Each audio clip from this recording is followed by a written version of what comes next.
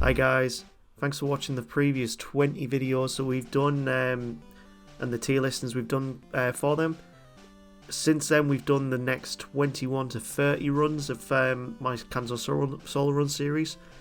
So just like the previous 10, we're going to rank the most recent 10 runs we've done and see how they've gone from there. So the first one on run 21, which was Geodude, it finished the game in 6 hours 34 minutes at level 80 because we had to go and fight a lot of random trainers to be able to get the level up and actually be able to get through the run quite well, as fast as we did really. So how does it rank on this tier listing? So because of the level, I honestly think straight away it's going to be an E tier level Pokemon, but because of its time, this actually creates a bit of a problem. So Sidra, which honestly wasn't a very fun run at all, finished the game in 7 hours 40 minutes but at level 65. Nidoran Female completed the game in 8 hours 54 minutes at level 68. So very high ranking, well, quite low on the levels I would say, but high on the amount of time it took us. So personally, I honestly think Geodude fits just between these two, between Sidra and between Nidoran. It just feels the most logical to put it there. And it wouldn't go higher than Sandslash. Sandslash finished at 8 hours 71 minutes. 8 hours and then level 71, but it was very enjoyable to use, so that's the reason why it stayed at the top of the E tier. Next up was Wartortle. Wartortle really surprised me, considering Blastoise itself finished the game in 5 hours and 7 minutes at level 65. Wartortle completely blew it out the water. It finished the game in 3 hours and 39 minutes at level 64. So straight away it puts it onto this A tier. But where on this A tier does it actually fit? So it actually was a lot quicker than Farfetch'd. We finished the game in 3 hours 52 minutes, but at level 60.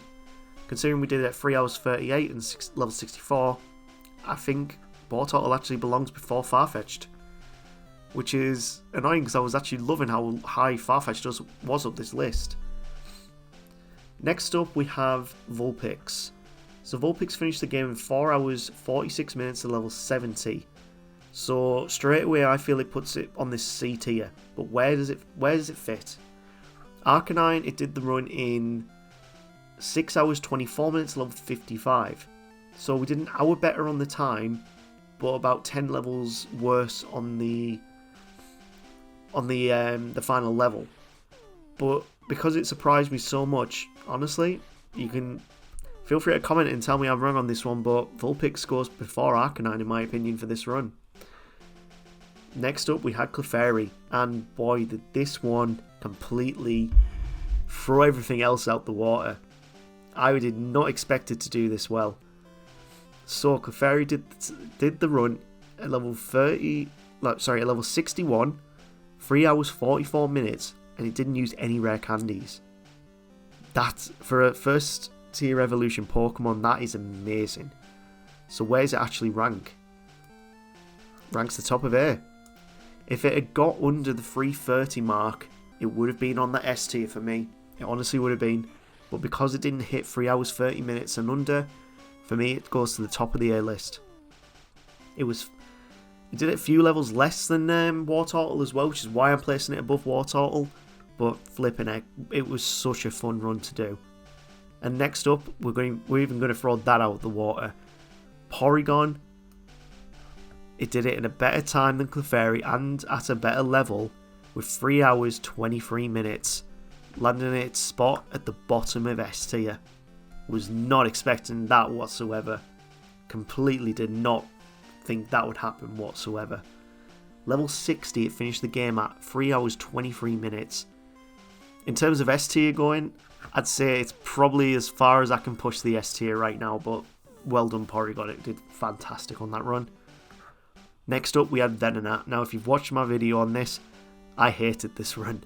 I really did not like this run whatsoever. But considering its time, 6 hours 11 minutes in game time at level 69, which puts it better than Pinsir, but not as good as Dratini. Because it was such an annoying Pokemon to use, I'm putting it at the top of D tier for now. Next up was the first legendary we've done a run with so far, and it delivered. It really did deliver. Gengar so far have been our fastest Pokemon, 3 hours 9 minutes at level 56. Zapdos destroyed that by half an hour. Was it half an hour? No, it destroyed it by 10 minutes. So, we have a new king of our current S tier, which is Zapdos. Finished the game in 2 hours 59 minutes. It broke that 3 hour mark just, and at the same level as Gengar, earning it that top spot. Next up was Nidorino. So, this one I'm actually going to have to do a little bit of shifting around. Because of the time we're starting to get in that A tier, I don't feel like Cloyster belongs here anymore. It finished the game in 4 hours 49 minutes at level 59. And considering like what we're getting on the B tier, C tier and on this A tier now, I'm going to have to move Cloyster down. Because it's now going to make way for Nidorino. Nidorino finished the game at 4 hours and 8 minutes. Cloyster did it at 4 hours 49. Nidorino was level 64. Cloyster was level 59. So I feel like that balances it out but gives Nidorino the edge. Because of the movesets that it gets and the TMs.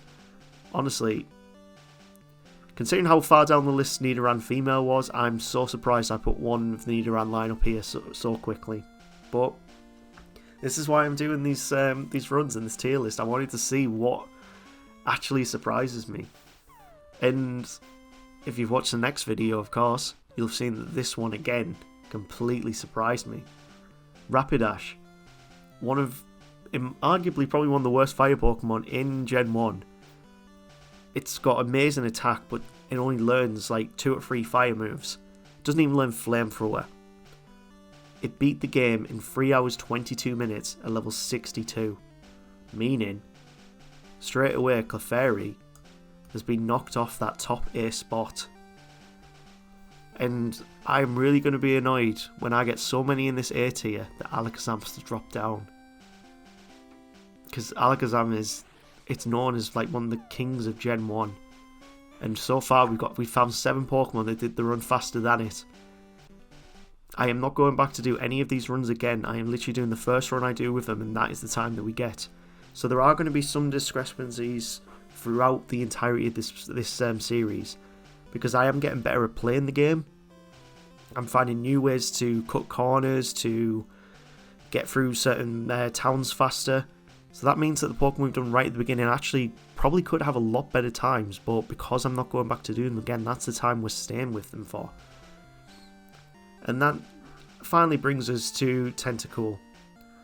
So, Tentacool did the game in 4 hours 32 minutes, which means, like most on the A and B tier, it's around about that mark. But Nidorino did the game quicker, and at 4 levels higher. Cloyster did the game at 4 hours 49 minutes, level 59, so lowest out of them 3 of where it could go. But because of the time difference, I think Tentacool just beats out on Cloyster here, which I didn't think I would actually do. So this brings me up to what else I can do to tidy up this list. Now we're getting through these times, I don't feel like anything just over the 5 hour mark belongs in that B tier. Anything else now deserves to go down, so that means Mr. Mime and Muck are going to get dropped to C tier. Dratini, at 6 hours, is getting dropped down to D tier. And Gloom, because it just missed out on the 6 hour mark, 5 hours 33 minutes, it stays on that C tier for me. So yeah, thank you for watching the latest 10 videos of my Kanto Solo Run series. This is our current official ranking of all Pokemon that we've done the run with so far. I hope you've enjoyed the video so far. It really means a lot that I'm getting so many views on this. I was not expecting that when I started the channel, but it really means a lot. Please keep liking and subscribing, and we'll see you on the next video for the next 10 Pokemon on this solo. I'll give you the full name. The Kanto Solo Run series of the RetroBrown channel. Take care.